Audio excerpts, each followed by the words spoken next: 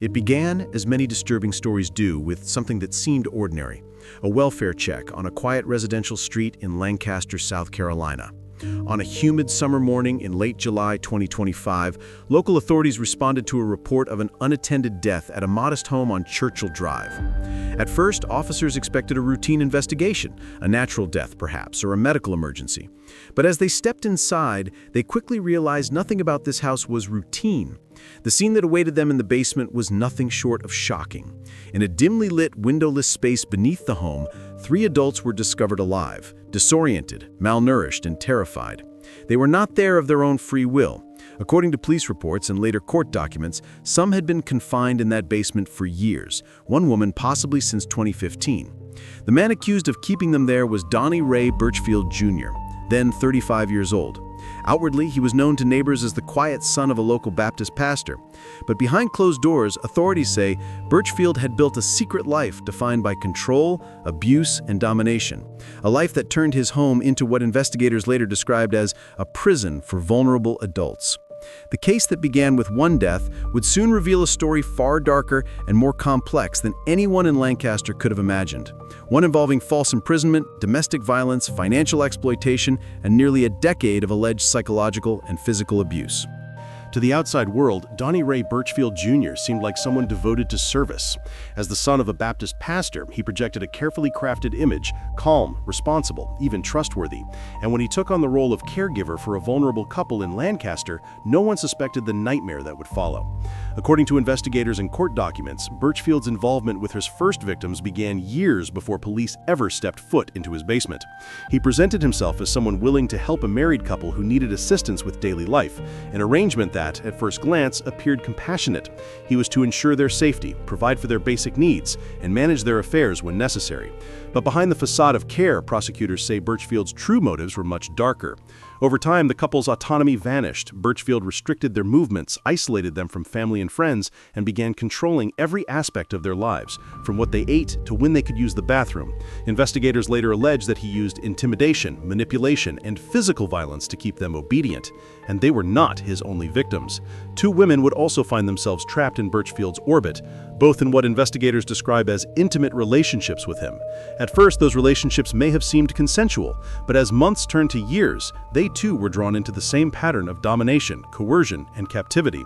One of the women, police believe, had been confined since 2015, nearly a decade before Birchfield's arrest. Another was more recent, allegedly trapped since 2024.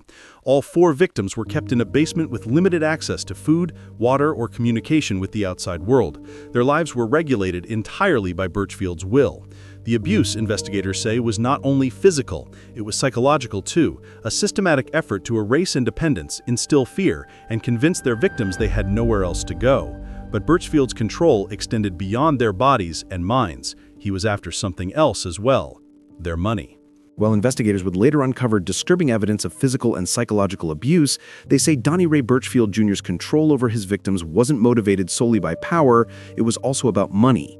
Once he had complete authority over their daily lives, Birchfield allegedly began to infiltrate their finances. Police records and court filings reviewed by reporters show that he gained access to their debit cards, bank accounts, and personal information, often under the guise of helping them manage their affairs. In reality, authorities say he was using their resources for himself.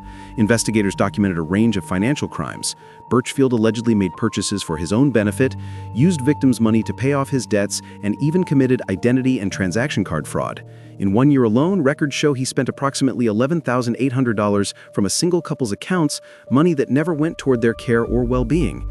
This financial exploitation went hand in hand with the captivity itself. Police say that by controlling the victims' money, Birchfield ensured their total dependence. They had no access to their own funds, no means to leave, and no way to seek help.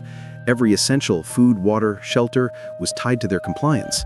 The picture investigators pieced together was chilling: a man who isolated vulnerable adults, stripped them of autonomy, and drained their resources, all while presenting himself as their trusted caregiver. For nearly a decade, it seemed Birchfield's system of abuse was airtight, but the walls around his hidden life were about to crack, and the event that triggered the investigation was something no one expected. For years, Donnie Ray Birchfield Jr.'s world on Churchill Drive remained hidden in plain sight. Neighbors noticed little beyond the ordinary. Some saw Birchfield mowing his lawn or collecting mail. Others described the home as quiet, never imagining that beneath its floors, 4 people were living in fear and isolation. That illusion shattered on a summer morning in late July 2025. Lancaster County deputies were dispatched to Birchfield's home for what they believed was a routine welfare check, a report of an unattended death. At first, it seemed like countless other calls law enforcement receives: a medical emergency, a sudden illness, perhaps an elderly resident who passed away in their sleep. But when officers entered the home, something felt wrong. The property was cluttered, neglected, and unsettlingly silent. And in the basement, a dark enclosed space with barely any light, they found 3 adults alive but in alarming condition. Disoriented, undernourished, and terrified, they appeared as though they had not seen the outside world in years. Investigators soon realized the deceased person they had been called to check on was one of Birchfield's alleged captives. Their death, while tragic, had done something no one had managed before. It opened the door to the hidden world below. Authorities quickly secured the property and began interviewing the survivors. What they heard was both heartbreaking and horrifying. They described years of control and abuse, including physical violence, strangulation, and threats. They spoke of being cut off from family and friends, of having no control over their own movements, and of living in fear of Birchfield's temper. Sheriff's investigators called it one of the most disturbing cases of false imprisonment and exploitation they had seen in decades. And it was only the beginning. As the search of the home continued, police uncovered financial records, surveillance footage, and evidence of coercive control, building the foundation for a sweeping criminal case. The investigation that began with one death now pointed to a years-long pattern of cruelty and manipulation. And it would soon lead to Birchfield's arrest. As investigators pieced together the evidence from the basement on Churchill Drive, the picture that emerged was no longer a mystery. It was a criminal case, and it was devastating in its scope. Within weeks of the discovery, Donnie Ray Birchfield Jr. was formally arrested. At the time of his booking, he was 35 years old, the son of a well-known Baptist pastor, and, in the eyes of the law, now an accused felon facing a staggering list of charges. Lancaster County authorities did not hold back.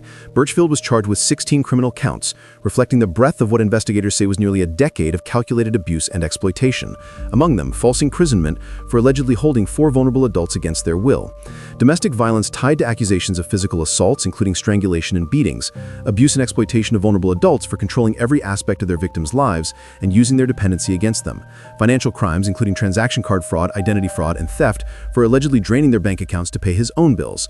Police documents and public statements show that Birchfield's alleged crimes were not impulsive acts of cruelty. They were sustained, methodical, and deeply manipulative, a system designed to strip vulnerable people of power and profit from their suffering. Following his arrest, Birchfield appeared before a magistrate judge where his bond was set at $150,000. The amount reflected the severity of the allegations but also the complexity of the case, one involving physical violence, psychological coercion, and financial exploitation spanning years. Despite the charges, Birchfield, through his attorney, maintained his innocence. He insisted that the accusations were exaggerated or misrepresented, and he reminded the court that he was entitled to the presumption of innocence until proven guilty. But prosecutors saw the situation differently. In their view, the man standing before them wasn't a misguided caregiver or a misunderstood partner. He was the architect of a secret prison hidden beneath his own home, and the survivors, they believed, were finally on the verge of justice. When investigators first entered the basement on Churchill Drive, they found 3 people alive, shaken, weak, and terrified. But their physical condition was only part of the story. It was their words, their testimonies, that revealed the true depth of what they had endured. Each of the survivors described a life defined by absolute control. They spoke of days that followed strict, unrelenting rules set by Donnie Ray Birchfield Jr. What they could eat, when they could sleep, even when they were allowed to use the bathroom. Every action required his permission. Investigators say Birchfield even dictated their speech and social interactions, limiting their contact with the outside world to almost nothing. Isolation was a key weapon. The captives were often cut off from phones, mail, and visitors, leaving them with no practical way to seek help. Over time, their world shrank to the confines of the basement, and with it, their sense of freedom disappeared. The abuse was not only psychological. According to police interviews and victim statements, Birchfield allegedly used physical violence to enforce his control: beatings, strangulation, and threats that reinforced the message that disobedience would have consequences. One survivor recalled instances where Birchfield's temper exploded into violence without warning. Another described a pattern of punishment that made them too afraid even to attempt escape. Some of the most haunting accounts came from the 2 women found in the basement, both of whom had once been in intimate relationships with Birchfield. One told investigators she had been confined since 2015, almost a decade before the arrest. Another said she had been held since 2024, showing how Birchfield's pattern of control spanned years and targeted multiple victims. Then there was the married couple for whom Birchfield had originally claimed to be a caregiver. They described a slow erosion of trust, how small acts of assistance gradually turned into total domination. Their story illustrated one of the most disturbing elements of the case, that the abuse didn't begin with violence, it began with help. The revelations from Churchill Drive did more than shock investigators. They stunned the entire community of Lancaster, South Carolina. For years, Donnie Ray Birchfield Jr. had been a familiar figure, the quiet son of a local Baptist pastor, a man who kept largely to himself, and someone neighbors believed was helping vulnerable adults. To many, he appeared ordinary, even trustworthy. That image collapsed overnight. When news of the arrest broke, headlines described a basement of horrors, a phrase that captured the disbelief rippling through the small town. Residents who had passed Birchfield's home countless times struggled to reconcile the modest exterior with the nightmare described inside. Some neighbors admitted they had occasionally seen vulnerable adults entering or leaving the house, but never suspected abuse. Others told reporters that Birchfield came across as polite, even unremarkable. The contrast between public perception and private reality added to the sense of betrayal. The fact that Birchfield was a pastor's son only deepened the shock. For some, it symbolized a terrible irony, a man raised in the shadow of the church, accused of carrying out acts of cruelty and domination that contradicted every principle of compassion and faith. The community's reaction was not only one of disbelief, but also of fear and sympathy. Fear that such a disturbing pattern of abuse could go undetected for so long, sympathy for the victims, whose suffering had been hidden in plain sight for nearly a decade. Law enforcement officials acknowledged the public's unease. They stressed that the investigation was ongoing and reassured residents that Birchfield was in custody, unable to cause further harm. At the same time, they urged anyone with information to come forward, hinting at the possibility that the story was not yet complete. The case became a grim reminder of how easily control, coercion, and exploitation can be concealed behind closed doors, even in the most seemingly ordinary neighborhoods. And as Lancaster came to grips with what had been uncovered, the survivors began the long and difficult process of rebuilding lives that had been stolen from them. By the fall of 2025, the case against Donnie Ray Birchfield Jr. was one of the most talked about in South Carolina. His arrest on 16 charges painted a picture of a man accused of building a prison inside his own home, holding vulnerable adults captive and profiting from their suffering. But as with many true crime stories, even after the arrest, questions remained. Legally, Birchfield now faces a long road through the courts. The charges span across categories: false imprisonment, domestic violence, abuse and exploitation of vulnerable adults, financial fraud, and identity theft. Prosecutors have left open the possibility that additional charges could be filed, depending on the results of forensic and autopsy findings tied to the death that first drew police to his door. At his bond hearing, Birchfield, through his attorney, maintained his innocence. He reminded the court that he was entitled to the presumption of innocence until proven guilty, a cornerstone of the justice system. Still, the evidence collected, from survivor testimony to financial records, is expected to play a central role when the case moves to trial. For the victims, the legal process is only one step. Their ordeal stretched across years, even a decade, and the road to recovery will be long. They are now free, but the scars, physical, emotional, and financial, may never fully fade.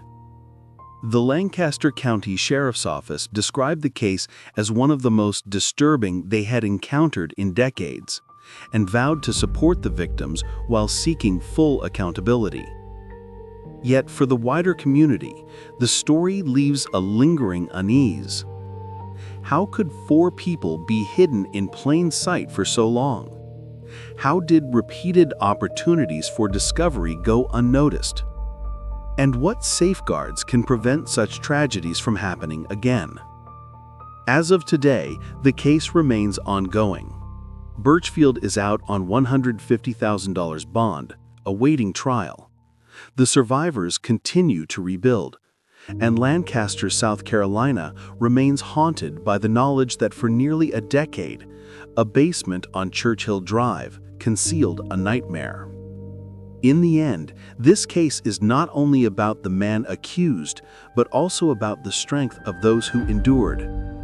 Their survival, after years of silence, now stands as the most powerful testimony of all.